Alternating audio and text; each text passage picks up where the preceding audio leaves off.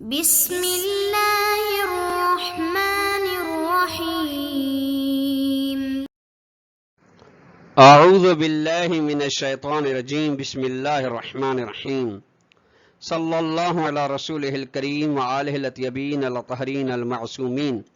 السلام علیکم ورحمۃ اللہ وبرکاتہ. طلاب کرام عزیز، کیسے ہیں؟ امید کرتے ہیں آپ خیر و عافیت سے ہوں گے. دروس فی علم الاصول حلقہ ثالثہ کا سبق نمبر 224 آغاز کر رہے ہیں، جس میں عنوان کرا دیا گیا کتاب کی عبارت و اما صیغۃ الثانیۃ للرکن الثالث سے لے کر اما سورۃ الاولی فلیس العلم الاجمالی منجزا تک. اس کل لحاظ سے آج کا درس گزشتہ درس سے پیوستہ ہے. ہماری بحث چل رہی تھی مسکتات علم اجمالی میں علم اجمالی بتدریجیات کے بارے میں. آج کے درس میں اس بحث کا بقایا حصہ بیان کیا جائے گا، یعنی 9 مسکتات علم اجمالی کی بقایا وضاحت. اس کے بعد جو جدید بحث ہے وہ ہے 10واں اور آخری مسکتات علم اجمالی، جو اس کا نام ہے کہ اطراف علم اجمالی یا دو طرف علم اجمالی کے درمیان میں طولیت کا رابطہ پایا جاتا ہو، عرضیت کا رابطہ نہ پایا جائے. طولیت کا رابطہ ہونا یہ سبب بنتا ہے کہ علم اجمالی منجزیت پیدا نہ کر سکے. آئیے عبارت کو ملاحظہ فرمائیں. وَأَمَّا الصِّيغَةُ الثَّانِيَةُ لِلرُّكْنِ الثَّالِثِ، یعنی رکن ثالث کی دو جو تبیینات تھی، تبیین اول مشہور کی تبیین اول اس کی بنا پہ وہ بیان ہو گئی. اب ہے دوسری تبیین محقق عراقی والی.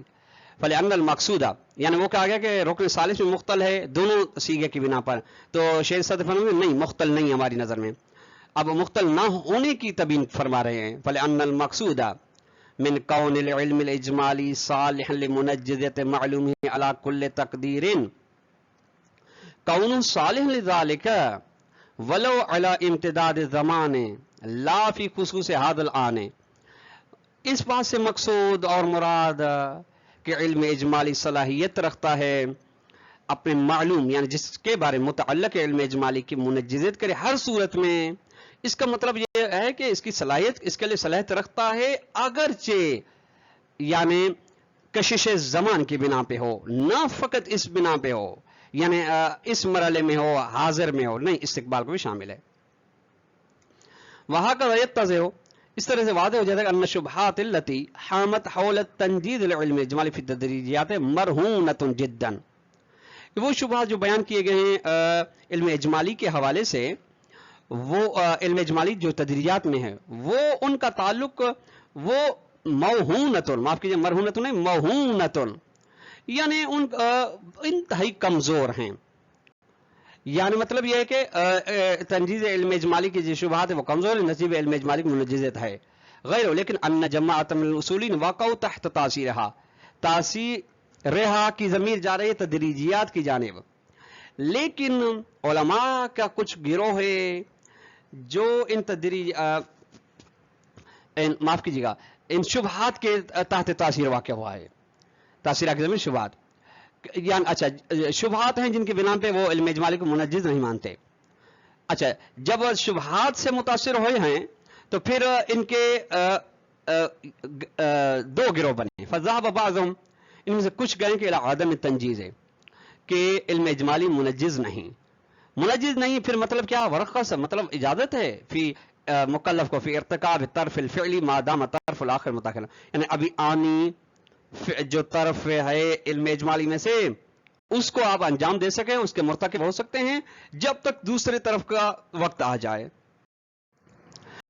وذهب البعض الاخر الى عدم الترخیص، اور بعض اس بات کی جانب گئے ہیں کہ بالکل اجازت نہیں ہے، ترخیص نہیں ہے کہ اس کے جیسے کہ ابراز علم الاجمال بالجامع بین الطرفین فعلیین، کہ آپ کو اس بات کو ظاہر کرنے کے ذریعے سے کہ علم اجمالی ہے جامع بین تکلیفین، جو کہ کیا ہیں، جو یعنی تکلیف دونوں تکلیف فعلی اس طرف اور اس طرف کے بارے میں. کل محقق العراقی جیسے کہ محقق عراقی عدم ترخیص کی جانب گئے ہیں، یعنی بعض سے ذهب البعض الاخر سے مراد محقق عراقی ہیں. اذ اجاب، کیونکہ محقق عراقی نے جواب دیا علی شبہات عدم تنجیز ہے، جو کہہ رہے ہیں کہ منجز نہیں ہے، اس کا انہوں نے جواب دیا کہ وجود میں علم اجمال آخر غیر تدریجی الاطراف ہے، کہ وہ فرماتے ہیں کہ علم اجمال دوسرا علم اجمالی بھی موجود ہے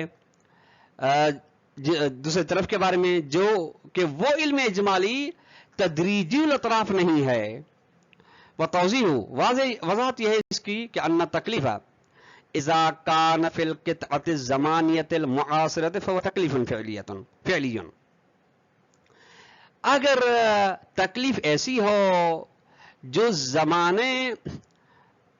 حاضر زمانے میں ہو، یعنی اس فاصلے زمانے کے اندر ہو جو معاصر یعنی تکلیف کا فعل، یعنی جس وقت ہو رہی ہے آ رہی ہے صادر اسی وقت فعلی بھی ہو رہی ہے، تو یہ تکلیف فعلی ہے. وَإِنْ فِي قِطَعَةِ زَمَانٍ مُتَأَخِّرَةٍ، اگر ابھی نہیں ہے بعد میں فعلی ہوگی تو فَوُجُوبُ وَحِفْظِ الْقُدْرَةِ إِلَى حِينِ مَجِيءِ ظَرْفِهِ فِعْلِيٌّ.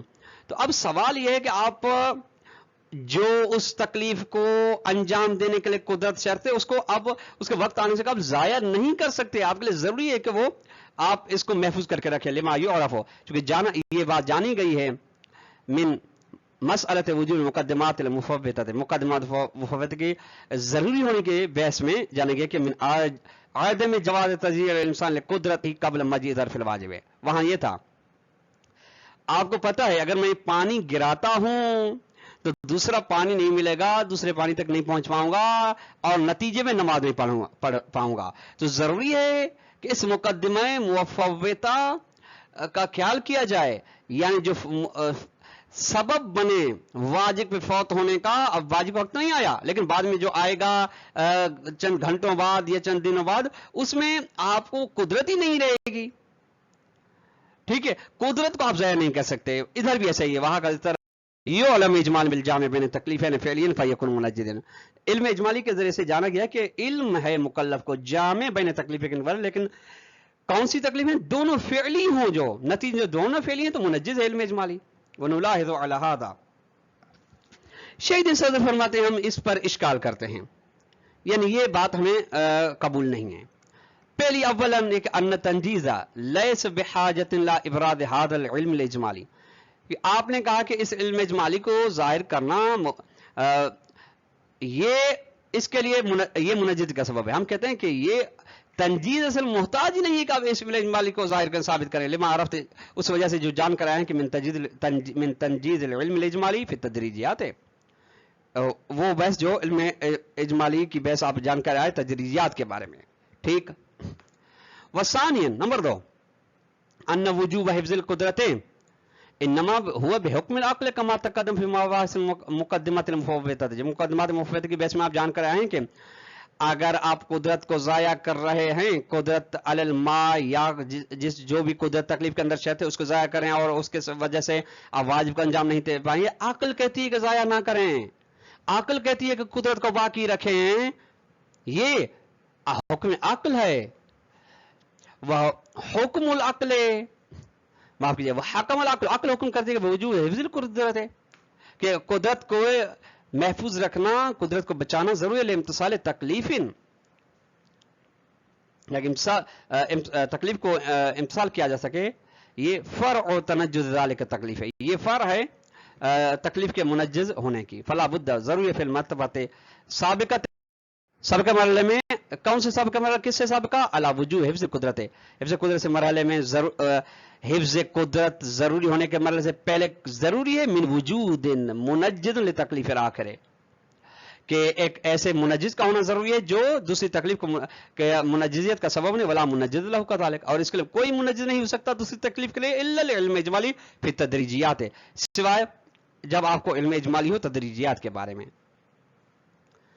وثالثا، نمبر 3، ان المنجز اذا كان هو العلم الاجمالی بالجامع بین تکلیف الفعلی ووجوب حفظ القدرت. اگر منجز آپ اس کو مانتے ہیں کہ علم اجمالی ہے جامع کے بارے میں، جامع کون کے درمیان؟ یعنی تکلیف فعلی اور قدرت علی الواجب کے بارے میں، قدرت کو حفاظت کرنے کے درمیان میں یہ علم اجمالی.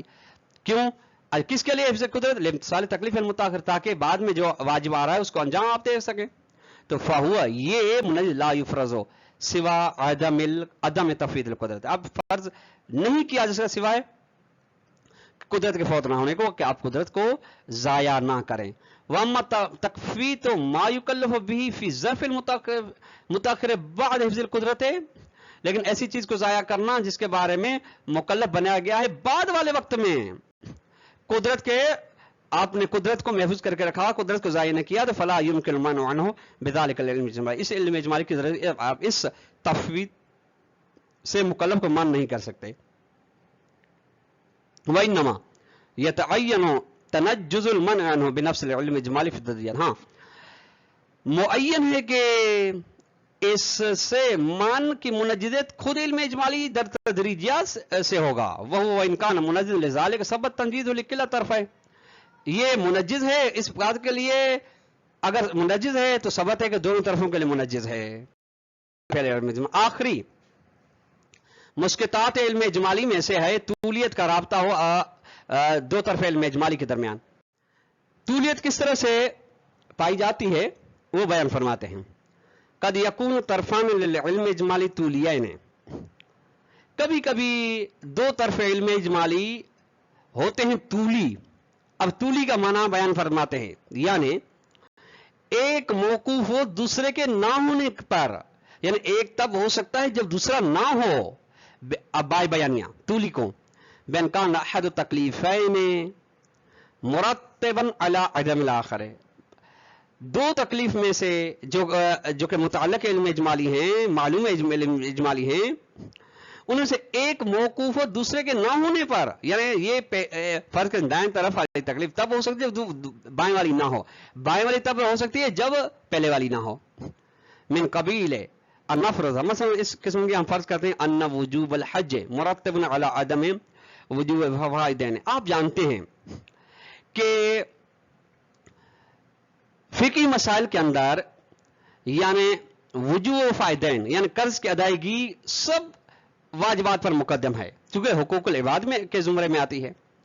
حتیٰ یعنی خمس زکوٰۃ سے پہلے مرحوم اگر کوئی مر جاتا ہے تو اس کے قرض کی ادائیگی ضروری ہے. اب یہ ہے کہ فرض کریں ایک طرف کیا ہے قرض کی ادائیگی، دوسری جانب کیا ہے وجوب حج. تو اب کس کے بارے میں علم اجمالی منجز ہوگا؟ دونوں ہیں، قرض بھی ہے حج بھی واجب ہے. یعنی فرض کریں اتنے پیسے ہیں، یا ان میں سے حج انجام دے سکتا ہے یا وجوب وفا دین کر سکتا ہے، تو کیا کرے؟ تو فرماتے ہیں حج تب ہے جب اس کے اوپر قرض نہ ہو، فرض کریں اتنے پیسوں کا. ٹھیک، حج کا واجب ہونا موقوف ہے کہ جب قرض، ہاں اگر قرض ہوگا تو پھر حج ہی نہیں ہے. وعلم اجمال بأحد الامرین، اچھا اجمال جان دونوں میں سے کوئی ایک ہے، وجوب حج میں سے امرین سے مراد وجوب حج اور وجوب فوائدین، وہار له صورتان، اس کی دو صورتیں بنتی ہیں. ٹھیک، الاولا پہلی صورت ان یکون وجوب الحج مرتبا علی مطلق التامین عن وجوب فوائدین ولو بالاصل، یعنی اصل پہلی ہے واقعی کے لحاظ سے، یعنی حج کا موقوف ہونا ہر قسم کے وجوب فائدین پر، کہ یعنی اس پر کہ ہر قسم کے یعنی اگرچہ اصل کے ذریعے سے، اصل سے مراد اصل ظاہری ہے، یعنی وجوب حج تب ہے جب ظاہری حوالے سے آپ کے اوپر آپ آزاد ہوں وفاء دین سے، وجوب دین سے، یعنی آپ کے اوپر نہ ہو.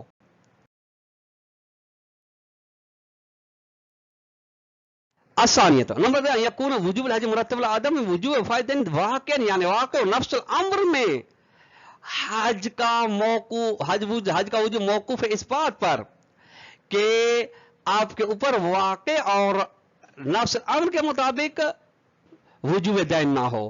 اگر وجوب دین واقع اور نفس الامر کے مطابق ہے تو آپ کے اوپر حج واجب نہیں ہے. تو اللہ کے نام عزیز آج کا درس ہم نے اختتام کو. السلام علیکم ورحمۃ اللہ وبرکاتہ.